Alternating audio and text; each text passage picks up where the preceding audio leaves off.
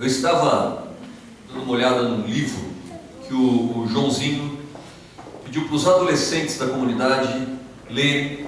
Eu não sei se os meus filhos leram todo ele, mas ele está lá em casa. Mas me chamou a atenção porque é um livro que de fato não é só para adolescentes, e tem uma mensagem muito interessante, muito profunda, acerca do nosso compromisso com Deus. O título do livro é esse: Sou mesmo um cristão? É claro que no primeiro momento a gente não vai ter dúvida nenhuma em dizer, claro que eu sou um cristão. Sou um cristão ainda exemplar, né? Sou aquele cristão de mão cheia, super comprometido. Mas quantas vezes nós agimos de fato como cristãos? E quantas vezes agimos como não cristãos? E é interessante que, refletindo nessa frase, nós, claro, em primeiro lugar pensamos na pessoa de Jesus. Nós pensamos no que Jesus fez, no que Ele é, no que Ele representa, e a primeira resposta que temos é que nós cremos em Jesus, nós confiamos nele. Mas eu vou dizer uma coisa para você: se você for pesquisar na história, você vai se chocar com a quantidade de pessoas que admiram Jesus, que estimam Jesus, que valorizam a pessoa de Jesus. Olha só, um dos principais líderes do budismo tibetano chamou de Jesus uma pessoa iluminada e alardeou como um instrutor mestre. O líder hindu Mahatma Gandhi escreveu carinhosamente a respeito de Jesus: o personagem iminente de Cristo, tão paciente, tão bondoso, tão amoroso, tão cheio de perdão a dar, que ensinou seus seguidores a não retaliarem quando abusados ou agredidos, mas voltar a outra face. Penso ser um belo exemplo de um homem perfeito. Um líder hindu disse isso. O renomado cientista e ateu Albert Einstein, certa feita, disse: sou judeu, mas fico encantado com a figura luminosa do Nazareno. Ninguém consegue ler os evangelhos sem sentir de fato a presença de Jesus. Sua personalidade pulsa a cada palavra. Não há mito nesta vida. Até mesmo ao Corão se refere a Jesus como um profeta e mensageiro de Deus. Olha só o que falam a respeito de Jesus. Impressionante. Coisas que você jamais diria, que partiu de um ateu, que partiu de um muçulmano, que partiu de um hindu, que partiu de um budista. Mas não é de se estranhar esse fato, porque em Lucas capítulo 9, versículos 18 a 20, nós vemos um relato interessante acerca do que as pessoas dizem acerca de Jesus. E aconteceu que, estando ele só, orando, e estavam com ele os discípulos, e perguntou-lhes dizendo: quem diz a multidão quem eu sou? E respondendo eles disseram: João o Batista, outros Elias, outros que um dos antigos profetas ressuscitou. Então é este o discurso que as pessoas têm acerca de Jesus. É um grande profeta, é um grande homem, é realmente uma personificação de João Batista, é Elias que se manifestou agora no Novo Testamento, numa nova aliança, no novo tempo. E Jesus, não contente com a revelação que essas pessoas tinham dele, perguntou aos seus discípulos: e vocês? Quem é que vocês dizem que eu sou? E eles responderam: Pedro, mais especificamente, respondeu: tu és o Cristo de Deus. E aí está o segredo de ser um cristão. Não é apenas reconhecer Jesus, não é apenas identificar quem é Jesus, mas é viver como Ele viveu, é andar como Ele andou, é praticar as obras que Ele praticou, é realizar aquilo que Ele realizou. Isso é ser cristão. Ser cristão é muito mais do que palavras. Ser cristão é muito mais do que alguns pensamentos. Ser cristão é comportamento, é atitude. Ser cristão é uma vida diária que glorifica o nome de Jesus. Por essa razão, nós vamos identificar o que é necessário para sermos cristãos, ou o que mostra-nos que somos de fato cristãos. Nós vamos dividir, porque é muita coisa, em 2 domingos, hoje, no domingo que vem, quando é que nós somos e quando é que nós não somos cristãos. Em primeiro lugar, você não é cristão se você curte o pecado. Abram suas Bíblias em 1 João, capítulo 3, versículos 7 a 10.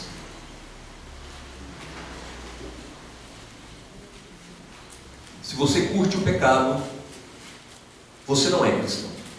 E não sou eu que estou dizendo isso, é a palavra de Deus.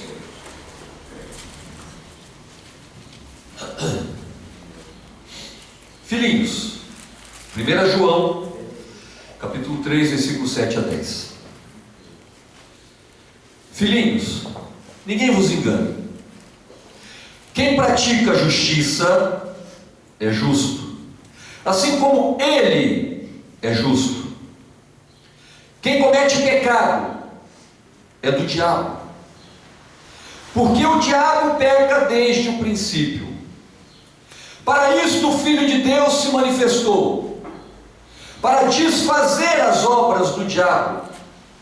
Qualquer que é nascido de Deus não comete pecado, porque a sua semente permanece nele, e não pode pecar, porque é nascido de Deus.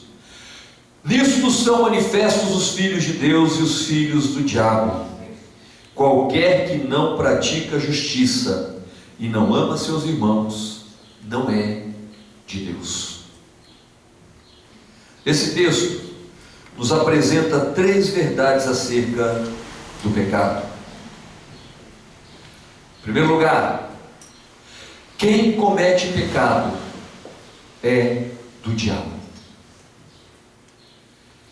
Aquele que pratica o pecado procede do diabo.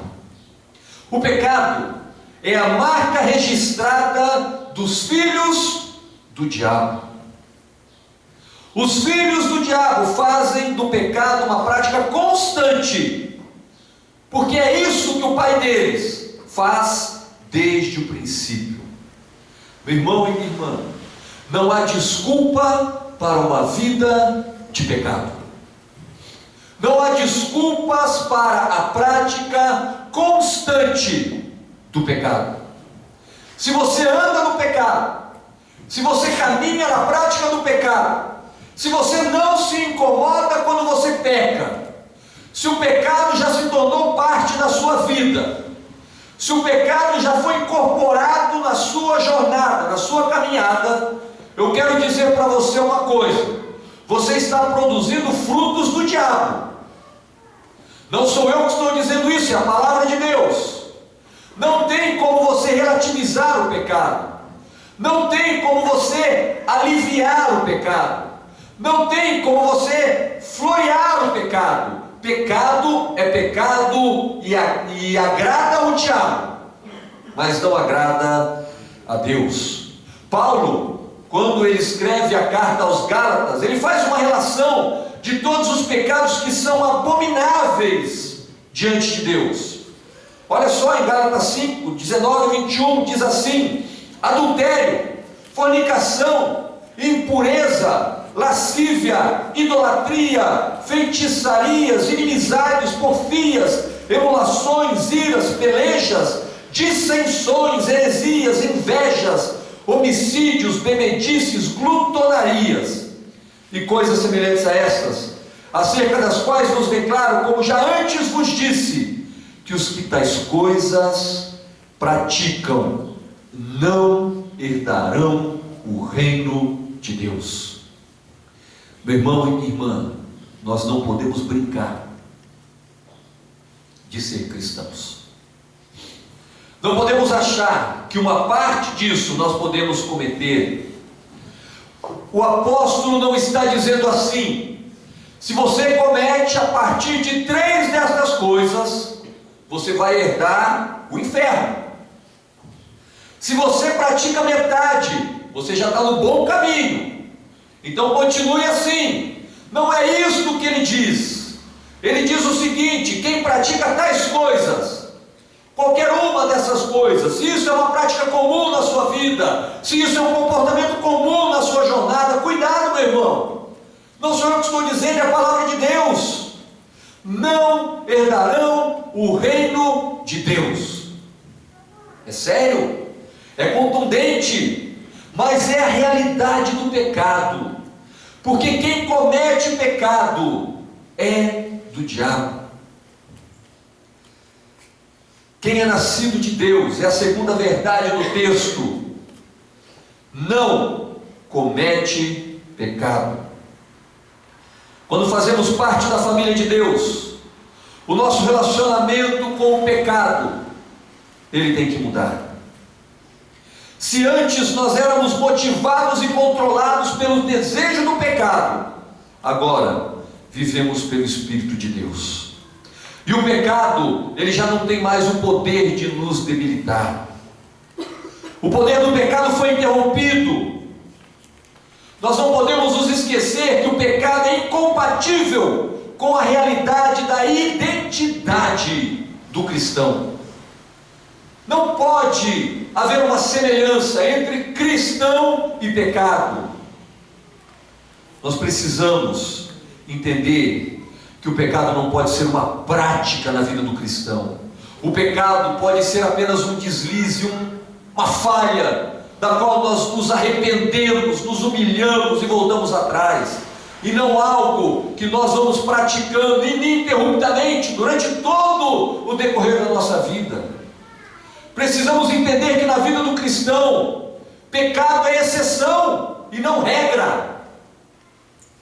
Se nós observarmos a parábola do filho pródigo, nós vamos ver lá em Lucas capítulo 15, versículos 11 e 24, eu não vou ler a parábola, mas ela vai te ajudar a pensar como um cristão reage diante do pecado, como nós nos comportamos diante do pecado, qual é a atitude que nós devemos ter quando pecamos.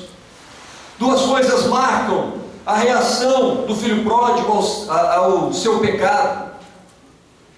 Em primeiro lugar, depois de fazer tudo de errado, depois de pegar a sua herança, depois de gastar todo o seu dinheiro de maneira absurda, uma afronta a Deus e ao seu pai, ele fez isso, e depois que ele perde tudo, depois que ele está na miséria, no versículo 17 diz assim: ele cai em si. A primeira verdade que nós precisamos entender com relação ao arrependimento é que você precisa cair em si. Você precisa abrir os seus olhos e enxergar: eu errei, eu falhei, eu pequei, eu me toquei, abriram-se os meus olhos e eu enxerguei, eu estou errado. Foi a primeira sensação, o primeiro sentimento daquele jovem. Ele entendeu que ele estava errado. Sabe qual é o nosso problema? Nós arrumamos desculpas. Mas o que eu fiz não foi tão sério, o que eu fiz não foi tão problemático assim. Não, não é tão errado fazer o que eu fiz. Será mesmo que é pecado? Porque afinal de contas era a minha herança, era o meu dinheiro, eu tinha direito de usar ele como eu queria. Mas não, aquele jovem, ele cai em si. E quando ele cai em si, vem a segunda atitude dele. Ele se arrepende. Ele se dá conta de que ele precisa voltar para sua casa, nem que for para voltar como um servo, nem que for para voltar de maneira humilhante, mas ele se dá conta. Assim que ele caiu em si, ele decide voltar para a sua casa. Arrependimento autêntico, meu irmão e minha irmã, é muito mais do que se sentir mal, ou meramente admitir que se errou. É até mais profundo que confessar a culpa. Arrependimento inclui voltar as costas para o pecado e voltar-se para Jesus, na decisão de obedecê-lo, na decisão de não mais cometer pecados. O jovem entende que a sua fome física é a exortação necessária para ele voltar. O sofrimento é mais do que claro que ele precisa se voltar para Deus.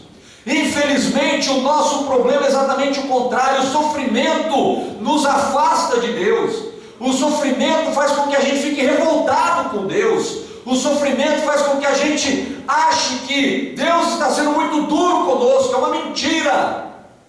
Quando estamos sofrendo é porque o pecado já está nos dominando de tal forma que nós precisamos voltar atrás. Nós precisamos nos humilhar e nos arrepender. E jamais se esqueça, a terceira verdade desse texto de João, de 1 João, é que você faz o que você é. Não adianta tapar o sol com a peneira. Você faz o que você é. Se você é filho de Deus, você pratica as obras de Deus. Se você não é filho de Deus, você não pratica as obras de Deus. 1 João capítulo 2, versículo 4 a 6 diz assim. Esse texto fala da nossa identidade. Aquele que diz, eu o conheço, e não guarda os seus mandamentos, é mentiroso. Vou repetir. Aquele que diz, eu o conheço, mas não guarda os seus mandamentos, é mentiroso, e nele não está a verdade. Mas qualquer que guarda a sua palavra, o amor de Deus está nele verdadeiramente aperfeiçoado. Isso conhecemos que estamos nele. Aquele que diz que está nele, também deve andar como ele andou. Não tem meio termo. Não tem uma fórmula mágica. O que você faz reflete quem você é. O que você está fazendo? Que comportamento você tem tido? Como você tem encarado o pecado? Como você tem se posicionado diante do pecado? Como você tem reagido diante das constantes insinuações do diabo sobre a sua vida? Como você tem se postado diante do pecado? O que você tem feito é quem você é. Não é o que você tem falado, mas o que você tem feito. Não é falar, mas é fazer. Essa é a primeira grande característica que nos mostra se somos cristãos ou não. A segunda característica: você não é cristão se você não perseverar até o fim. Entre no Google, coloca lá na pesquisa não cristãos ou sem igrejas, e você vai ver milhões de sites. Porque hoje as pessoas estão desistindo, as pessoas estão se entregando aos seus prazeres, elas não têm perseverado. Mas eu quero que você saiba que se você não perseverar até o fim, você não é um cristão. 1 João capítulo 2, versículos 17 a 19 diz assim: o mundo passa e a sua concupiscência, mas aquele que faz a vontade de Deus permanece para sempre. Filhinhos, é já a última hora. E como ouvistes que vem o anticristo, também agora muitos se têm feito anticristos, por onde conhecemos que é já a última hora. Saíram de nós, mas não eram de nós, porque se fossem de nós, ficariam conosco. Mas isto é, para que se manifestasse que não são todos de nós. Eu quero atentar para o começo do texto, em primeiro lugar, que diz assim: aquele que faz a vontade de Deus permanece para sempre. Se você é um cristão, meu irmão e minha irmã, você persevera até o fim. Pode acontecer o que for. Você pode enfrentar lutas, você pode passar por grandes desafios, mas você persevera. Nós estamos evangelizando, podemos dizer assim, a sócia da Thalita. Nós estamos orando na loja dela, já faz um mês mais ou menos. E ontem recebemos a notícia: a irmã da sócia da Thalita estava voltando para casa, o marido dela foi buscá-la no Rio de Janeiro, e na estação de metrô houve um tiroteio, polícia com um traficante, uma bala perdida acertou ele e ele morreu. Olha que situação trágica, terrível. E eu fico pensando como que elas vão reagir, a mãe e a filha que estão aqui em Londrina, que a gente tem evangelizado. Muitas pessoas, diante de uma notícia dessa, diante de algo tão trágico como isso, acabam desistindo, acabam se entregando, acabam se revoltando contra Deus, acabam chegando à conclusão de que Deus não existe. Mas eu quero que você saiba de uma coisa, meu irmão e minha irmã: não há sofrimento, não há luta, não há catástrofe que afasta o verdadeiro cristão de Jesus. Não há caos neste mundo que possa nos afastar da presença de Deus. Só se afasta quem não o conhece. Muitas pessoas perguntaram para mim se eu fiquei com raiva de Deus quando eu perdi meu pai e meu irmão com 4 meses de diferença. E a única certeza que eu tinha diante de tamanho sofrimento é que aquilo me aproximou cada vez mais de Deus, porque eu só tinha Ele a quem me apegar. E é isso que nós precisamos entender. Precisamos perseverar até o fim. Mateus capítulo 10, versículo 22 diz assim: aquele que perseverar até o fim será salvo. Eu quero dizer para você que se você perseverar até 90%, não é o fim. Se você perseverar até 99%, não é o fim. Perseverar até o fim é ir até o 100%. Alguns estudiosos dizem que João escreveu essa carta por causa dos crentes que estavam abandonando a fé. Um grupo de cristãos professos começou a rejeitar que Jesus, o Filho de Deus, veio em carne, e com isso romperam com a igreja. E João queria que a igreja entendesse isso, e por essa razão ele vai dizer: saíram de nós, mas não eram de nós, porque se fossem de nós, ficariam conosco.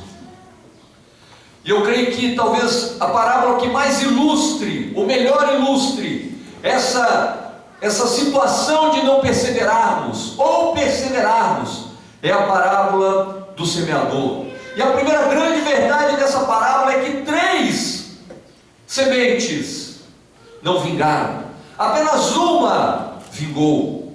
O texto diz assim: eis que saiu o semeador, em Marcos capítulo 4, versículos 3 a 9, diz assim: eis que saiu o semeador a semear, e aconteceu que, semeando ele, uma parte da semente caiu junto do caminho, vieram as aves dos céus e a comeram. A outra caiu sobre os pedregais, onde não havia muita terra, nasceu logo, porque não tinha terra profunda, mas saindo o sol queimou-se, e porque não tinha raiz secou-se. A outra caiu entre espinhos, e crescendo os espinhos a sufocaram e não deram frutos. E a outra caiu em boa terra e deu fruto, que vingou e cresceu, e um produziu a 30, outro 60, outro a 100. e disse-me: quem tem ouvidos para ouvir, ouça. Sabe por quê? Muitas vezes não perseveramos. Em primeiro lugar, porque a palavra de Deus não penetra no nosso coração. Essa é a semente que caiu na beira do caminho. Não penetra, ela nem produz nada. Nós lemos, mas é como se isso fosse apenas um livro. Nós lemos e muitas vezes não admitimos isso, mas agimos como se a Bíblia fosse um livro, porque não gostamos do que está escrito lá, e por isso não damos bola, não nos preocupamos. O irmão estava comentando no nosso grupo de segunda-feira, conversando com o irmão dele acerca da palavra de Deus. Ele estava mostrando acerca de alguns aspectos da palavra de Deus, e como aquilo não servia para o irmão, ele disse assim: mas não é tudo que está escrito na Bíblia que vem de Deus, né? As pessoas elas falham, mas é muito simples isso. Então eu pego os textos que me agradam e eu vou ler, puxa, que bênção, Deus é tremendo, maravilhoso. E aqueles que me desafiam, mas não é bem assim, não é bem desse jeito. Meu irmão e minha irmã, a Bíblia quer dizer o que está escrito nela, e ponto final. Mas infelizmente muitos não têm interesse pela palavra de Deus. Essa é a semente que caiu à beira do caminho. Também tem a semente que caiu deixa eu achar aqui. A segunda caiu nos pedregais. Não havia muita terra, nasceu logo, porque não tinha terra profunda, mas saindo o sol, queimou-se.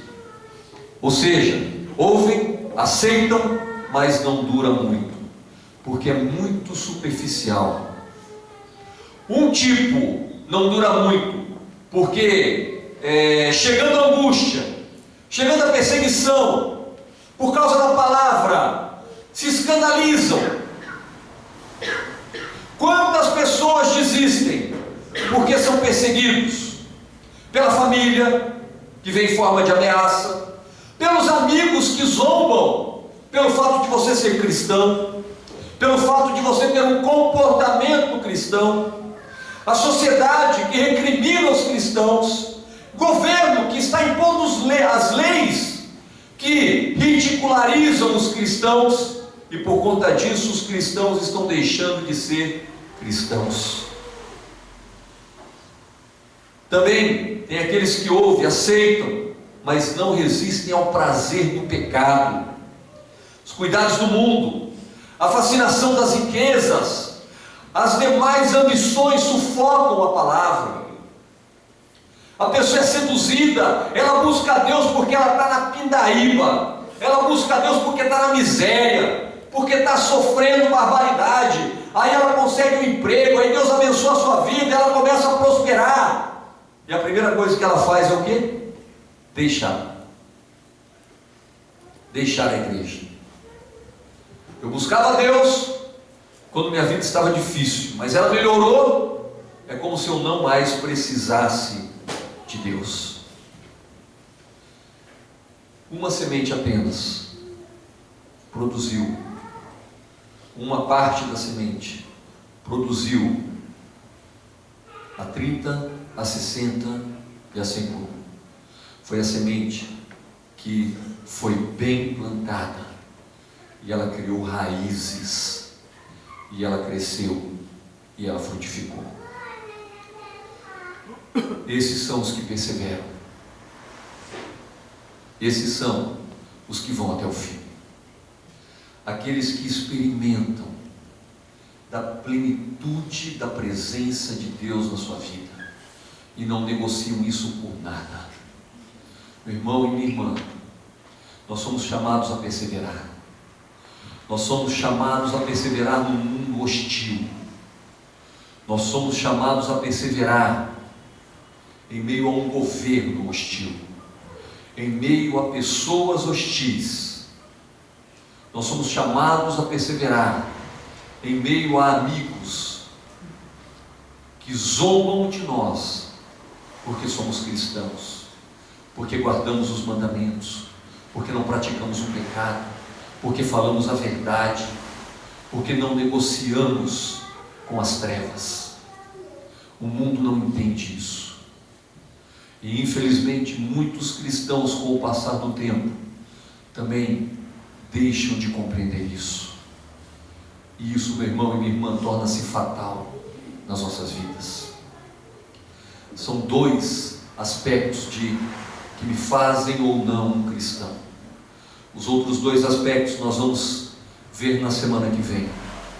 Olha que interessante o que a palavra de Deus, eu não vou ler o texto hoje, nós vamos deixar para a semana que vem, mas no livro que está falando, achei bem interessante. Você não é cristão. Você sabia disso, meu irmão e minha irmã? Que você não é cristão se você não ama as outras pessoas. Não sou eu que estou dizendo, é a palavra de Deus. E nós vamos ver isso na semana que vem. Você sabia também que você não é cristão se você ama as suas coisas, se você tem um carinho especial pelas coisas materiais? Também não sou eu que estou dizendo, é a palavra de Deus que diz. Mas é muito importante nós refletirmos sobre isso, porque tem muitas pessoas que estão se enganando. Tem muitas pessoas que estão sendo ludibriadas pelo diabo e ainda assim estão convictas de que são cristãos. Entenda uma coisa, meu irmão e minha irmã: ser cristão não é discurso. Ser cristão não é ir à igreja. Ser cristão não é participar de ministérios. Ser cristão não é guardar o domingo, guardar o sábado como alguns, né? Ser cristão é viver em novidade de vida. Ser cristão é abandonar o pecado, é viver em santidade. Ser cristão é se arrepender, é se humilhar. Ser cristão é amar a palavra de Deus, é se deliciar em cada uma das palavras escritas. Ser cristão é você reconhecer que você precisa viver como está escrito na palavra de Deus. Isso é ser cristão.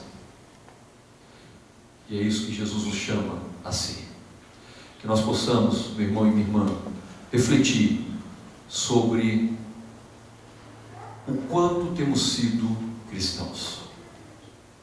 Num dos textos que nós lemos, o apóstolo diz: porque o dia se aproxima, o tempo se aproxima. Ele escreveu isso há 2000 anos atrás. O tempo está se aproximando cada vez mais. Nós precisamos entender que somos chamados a vivermos cada vez mais em santidade, para que esse tempo não nos pegue de surpresa, para que este dia não nos pegue sem que estejamos preparados.